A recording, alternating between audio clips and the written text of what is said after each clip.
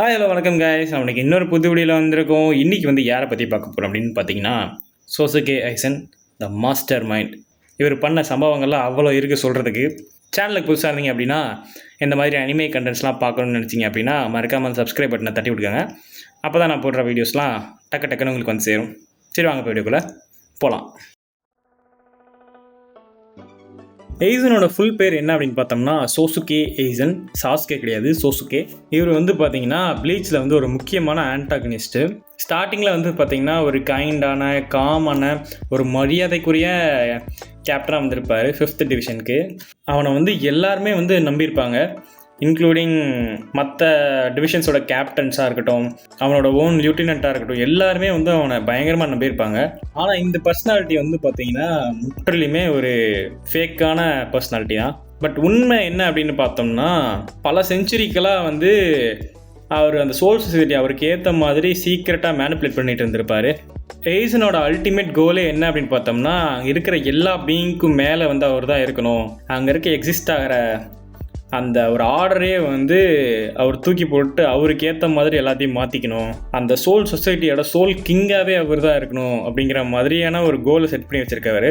அந்த மாதிரி soul king லெவலுக்கு வர்றதுக்கு பார்த்தீங்கன்னா ஒரு ஆர்டிஃபேக்டை அவர் யூஸ் பண்ண போகிறாரு அப்படிங்கிற மாதிரி காமிச்சிருப்பாங்க.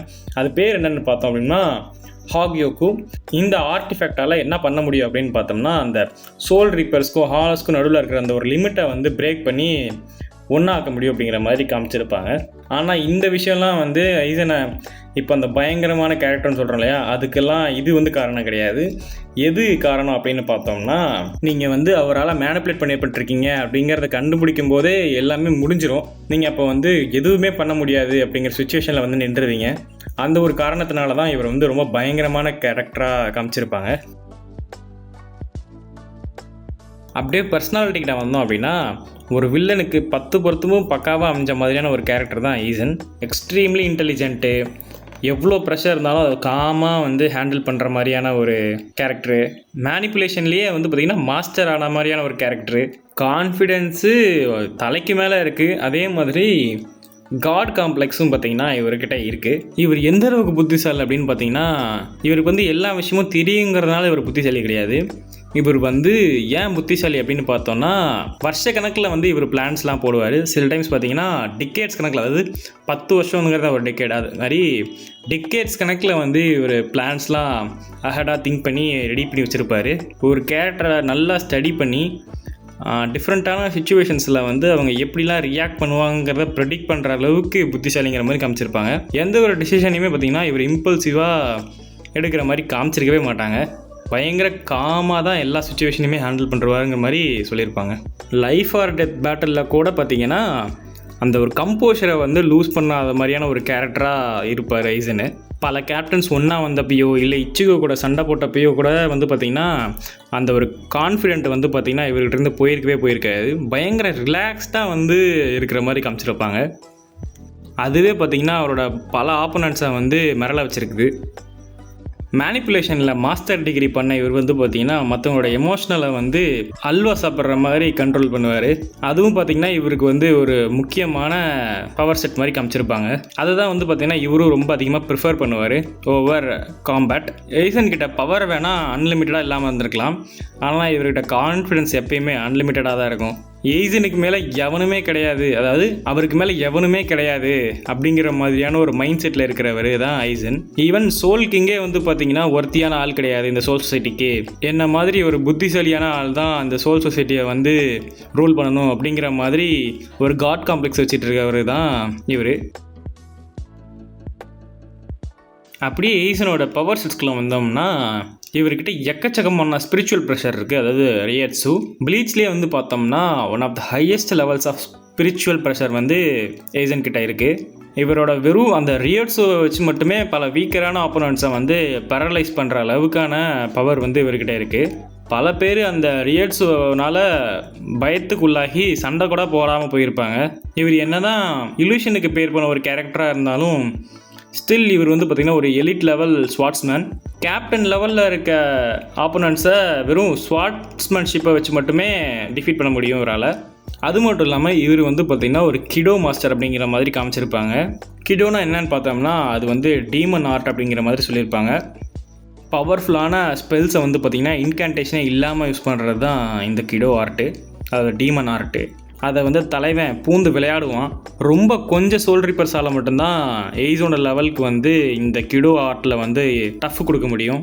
அது மட்டும் இல்லாமல் பயங்கர ஃபாஸ்ட்டான ஒரு கேரக்டர் எய்சன். அவரோட அந்த ஃப்ளாஷ் ஸ்டெப்ஸான ஷுன்போ வந்து பார்த்திங்கன்னா இருக்கிறதுலே ஃபாஸ்டஸ்ட்டுங்கிற மாதிரி காமிச்சிருப்பாங்க. பல கேரக்டரோட அவரோட மூமெண்ட்டையே வந்து ஃபாலோ பண்ண முடியாது அப்படிங்கிற மாதிரியும் சொல்லியிருப்பாங்க சீரீஸில். அப்படியே எய்சனோட ஒரு முக்கியமான வெப்பன் கிட்ட வந்தோம் அப்படின்னா கியோகோ ஷிகெட்சு, அவரோட ஜான்பாக்டோ. இதோட முக்கியமான எபிலிட்டி என்ன அப்படின்னு பார்த்தோம்னா கம்ப்ளீட் ஹிப்னாசிஸ், அதாவது கன்ஜன் சைமன்.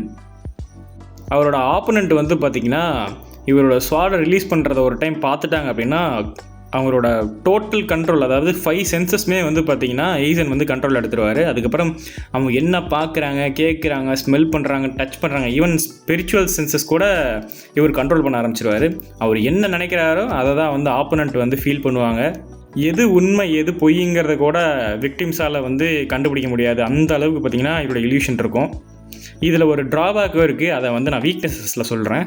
இந்த பவர் ஏன் ரொம்ப டேஞ்சரஸான ஒரு பவர் அப்படின்னு பார்த்தோம்னா ஆப்போனண்ட்ஸை வந்து அவங்களுக்குள்ளேயே சண்டை போட வச்சுக்க முடியும். நம்ம என்ன பார்க்கணும்னு நினைக்கிறோமோ அதை வந்து அந்த எனிமீஸை வந்து பார்க்க வைக்க முடியும். அவங்க வேற எங்கேயோ இருக்காங்க இங்கே இருக்கிறதுக்கு பதிலாக அப்படிங்கிற மாதிரி அவங்கள வந்து நினைக்க வைக்க முடியும்.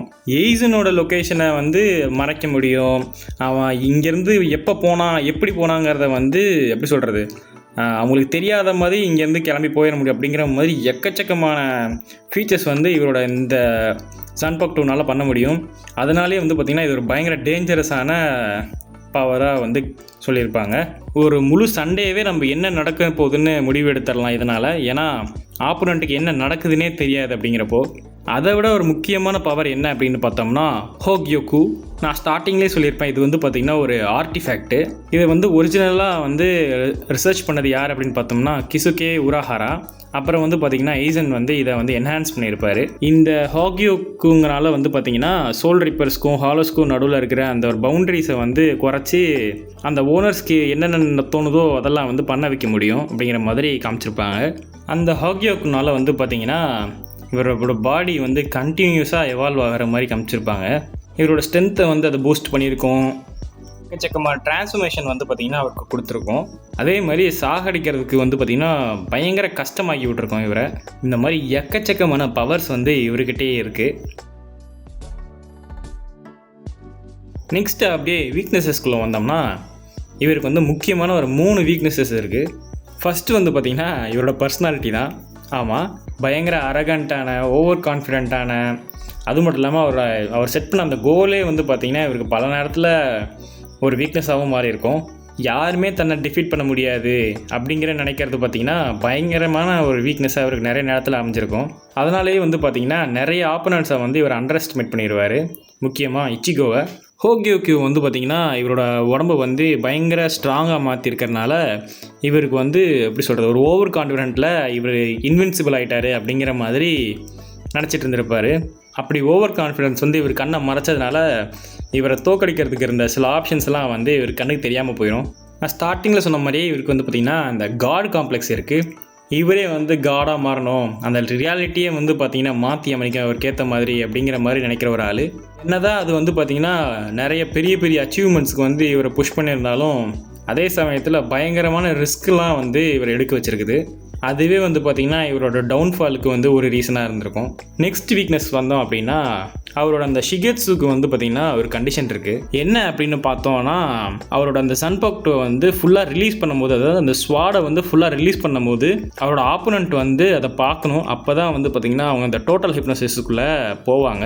அட்லீஸ்ட் ஒன்ஸாவது அவங்க அந்த இதை பார்த்துருந்துருக்கணும். ஒருவேளை ஆப்போனண்ட் வந்து அந்த ரிலீஸ் பண்ணுறதை பார்த்ததே கிடையாது அப்படின்னா அந்த டோட்டல் ஹிப்னோசிஸ் வந்து அவங்களை எந்த விதத்துலையுமே வந்து அஃபெக்ட் பண்ணாது அப்படிங்கிற மாதிரியான ஒரு கண்டிஷன் வந்து எய்சனோட ஜான்பாக்டோக்கு இருக்குது. இது வந்து பார்த்திங்கன்னா ஒரு பயங்கரமான ஒரு வீக்னஸ். இவரோட மிகப்பெரிய ஒரு வீக்னஸ் என்ன அப்படின்னு பார்த்தோம்னா அவர் வந்து மேக்ஸிமம் அந்த சைக்காலஜிக்கல் கண்ட்ரோலை தான் வந்து ப்ரிஃபர் பண்ணுவார் ஒவ்வொரு டைரெக்டாக ஃபைட் பண்ணுறத விட. அதனாலே வந்து பார்த்தோம் அப்படின்னா ஏதாவது ஒரு எனிமி வந்து அவரோட சைக்காலஜிக்கல் அட்டாக்ஸ்க்கு வந்து கவுண்டர் அட்டாக்டோ இல்லை அவாய்டோ பண்ணிட்டாங்க அப்படின்னா இவரை வந்து டைரெக்டாக ஃபைட் பண்ணுறதுக்கு ஃபோர்ஸ் பண்ண மாதிரி ஆயிரும். பட் இது வந்து அவ்வளோ அஃபெக்ட் பண்ணாதுன்னு சொல்லலாம். பட் இதுவும் வந்து பார்த்திங்கன்னா ஒரு முக்கியமான ஒரு வீக்னஸ் தான்.